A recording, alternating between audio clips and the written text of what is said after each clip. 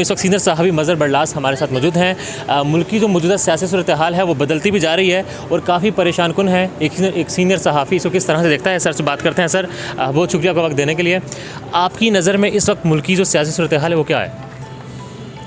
میں یہ سمجھتا ہوں کہ اس وقت ملک جو ہے وہ سیاسی افراتفری کا شکار ہے، اور دوسری طرف میں یہ بھی دیکھ رہا ہوں کہ پاکستان کی یہ پہلی حکومت ہے کہ جب وہ اقتدار سے باہر آئی وہ پارٹی، تو لوگ اس کے ساتھ کھڑے ہو گئے۔ اس سے پہلے یہ ہوتا تھا کہ جو پارٹیاں اقتدار سے نکلتی تھیں عوام ان کے ساتھ کھڑے نہیں ہوتے تھے بلکہ مٹھائیاں تقسیم کرتے تھے۔ پھر جو پارٹی اقتدار سے نکلی ہے ان کا جو ایجنڈا ہے یا ان کا جو بیانیہ ہے، اس بیانیے کو میں سمجھتا ہوں کہ موجودہ حکومت تقویت دے رہی ہے۔ جیسے موجودہ وزیر اعظم شہباز شریف نے اقتدار میں آنے سے پہلے ہی خود کو بیگرز کہہ دیا اور کہا کہ بیگرز کانٹ بی چوزر، اور اب جو رات IMF کے سامنے ان کے وزیر خزانہ نے قرآنی آیات کا حوالہ دیا، اور میں سمجھتا ہوں انہوں نے پاکستان کی بھی توہین کی، قرآن پاک کی بھی توہین کی، اور ایک عظیم ملک کی توہین کی۔ ایک آدمی تلاوت کرتا ہے اور اس کی تلاوت کو مخالف جو ہے وہ کہتا ہے یہ مذہبی کارڈ ہے۔ بالکل مفتاح صاحب نے ایسی ہی بات کی، انہوں نے کہا کہ عمران خان جو ہیں وہ آیات پڑھتے ہیں اور یہ وہ مذہبی کارڈ استعمال کرتے ہیں، تو الزام تو ان کی طرف سے آیا ہے عمران خان پر۔ تو آیات پڑھنا مذہبی کارڈ ہو سکتا ہے؟ میرا خیال ہے کہ نہیں، ہر مسلمان کو آیات پڑھنی چاہیے، قرآن پاک کا احترام کرنا چاہیے، احادیث کا احترام کرنا چاہیے۔ یہ تو مومن کی شان ہے کہ وہ آیات قرآنی پڑھے۔ کیا لوگوں کو یاد نہیں کہ کربلا میں آخری رات جو تھی اس میں امام حسین علیہ السلام اور ان کے جانثار ساتھی ساری رات قرآن پاک پڑھتے رہے، ساری رات تلاوت کرتے رہے؟ کیا ان کا قرآن یاد پڑھنا کوئی سیاسی کارڈ تھا؟ بالکل بھی نہیں، وہ حق کے لیے آئے تھے۔ تو میں سمجھتا ہوں کہ کوئی بھی مومن، کوئی بھی مسلمان جو ہے قرآن پاک پڑھنا اس کی شان ہے، اس کو اس پہ ناز کرنا چاہیے۔ سر ابھی آپ نے بات کی حکمران جو جماعت، سابق حکمران جو تحریک سے ان کے بیانیے کی، اگر ہم عدم اعتماد سے پہلے جائیں اور بیانیے سے پہلے جائیں تو حکومت کی گورننس کا بڑا ایشو تھا، مہنگائی تھی، عوام بدزن ہو چکی تھی۔ ایسا کیا ہوا کہ ایک آکسیجن فراہم کی گئی اپوزیشن جماعتوں کی جانب سے اس حکومت کو؟ آپ کے خیال میں کیا وجہ ہو سکتی ہے؟ ایک کہا جا رہا ہے نومبر کے بعد ذکر کیا جا رہا ہے، پھر سازش بھی ہے، آپ کے خیال میں کیا پوری بات ہے؟ میرا خیال ہے کہ قدرت بعض اوقات بعض لوگوں پر، بعض پارٹیوں پر، بعض شخصیات پر مہربان ہو جاتی ہے، ہوا ایسی چلتی ہے۔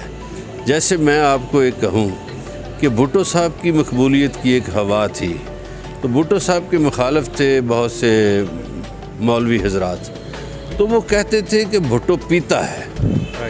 تو بھٹو صاحب نے موچی دروازہ لاہور میں بھرے جلسے میں یہ کہا کہ ہاں میں پیتا ہوں، غریبوں کا خون نہیں پیتا۔ تو اس پہ ان کا یہ جملہ ادا کرنا تھا کہ نیچے جو عورتیں اور مرد تھے وہ جھومنے لگے، اور وہ عورتیں اور مرد کہتے تھے تم پیو ہزاروں سال، تم جیو ہزاروں سال۔ تو میرا خیال ہے یہ جو پاپولر ویو ہوتی ہے یہ سیلاب کی طرح ہوتی ہے، اس کے سامنے کوئی درخت نہیں ٹھہرتا، کوئی جانور، کوئی انسان یا کوئی مکان نہیں ٹھہر سکتا۔ پاپولر ویو بہت کچھ بہا کے لے جاتی ہے۔ سر پیپلز پارٹی کو اس وقت نقصان ہو رہا ہے حکومت میں رہ کر سیاسی طور پر؟ میرا خیال ہے کہ نقصان ہو رہا ہے، لیکن پیپلز پارٹی نے پہلے تو بڑے شاطرانہ طریقے سے آئینی عہدے مانگے، لیکن نون لیگ نے ان کو پھنسایا۔ مگر اب بھی پیپلز پارٹی نے وہ وزارتیں لی ہیں جو اثر انداز نہ ہوں ان پر، مگر پھر بھی ان کو نقصان تو ہو رہا ہے، نقصان بالکل ہو رہا ہے۔ بلاول صاحب گئے نواز شریف سے ملاقات کرنے، سمجھتا ہے مساق جمہوریت یا مساق کچھ طے ہوگا؟ بلاول صاحب نے تو میرا خیال ہے اپنے نانا کی، اپنی والدہ کی قبروں کو بھی فراموش کر دیا۔ انہوں نے کہا نواز شریف نے جمہوریت کے لیے بڑی قربانیاں دی ہیں۔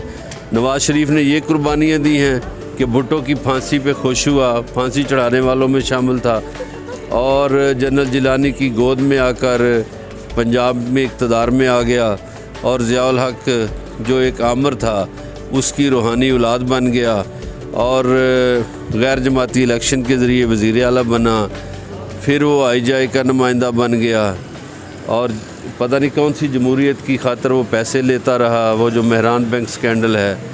फिर वो मोहतरमा बेनज़ीर भुट्टो की तौहीन किया करता था, वो भी क्या जमहूरियत की खिदमत थी कि नुसरत भुट्टो की तस्वीरें गिराई गई, बेनज़ीर भुट्टो के ख़िलाफ़ बहुत कुछ किया गया और जो 90 का इलेक्शन था वो भी धांधली के ज़रिए जीता गया।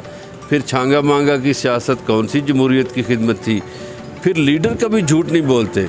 ये देखिए सऊदी अरब जब गए तो झूठ इन्होंने बोला कि जी हमारा कोई मायदा नहीं, फिर वो सऊदी शहज़ादा आ गया, उसने लहराया मायदा कि ये है, और अभी भी झूठ बोल के गए कि मैं बीमार हूँ और बीमार नहीं थे। जरदारी साहब तो कहते हैं ना कि एक हैं, क्या वो सियासी क्राउड है या एक वो प्रॉपर एक कॉज के लिए निकला लोग है? मेरा ख्याल है ये आम पाकिस्तानी है, आम पढ़े लिखे पाकिस्तानियों को मैं देख रहा हूँ और जैसे जैसे वक्त गुजरेगा ये क्राउड बढ़ता जाएगा। कहा जा रहा है कि अवाम में कम हो जाएगी, अवाम में समझ आ जाएगी, थोड़ा बैठ जाएगा सारा मामला। आपको समझना बैठ जाएगा? कहा नहीं जी, अवाम किधर बैठेंगे।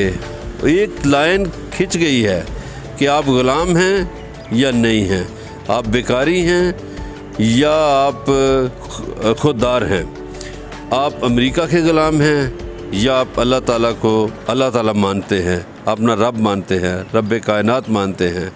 ये अब लाइन खिंच गई है कि आप सच्चे पाकिस्तानी हैं या आप गद्दार हैं।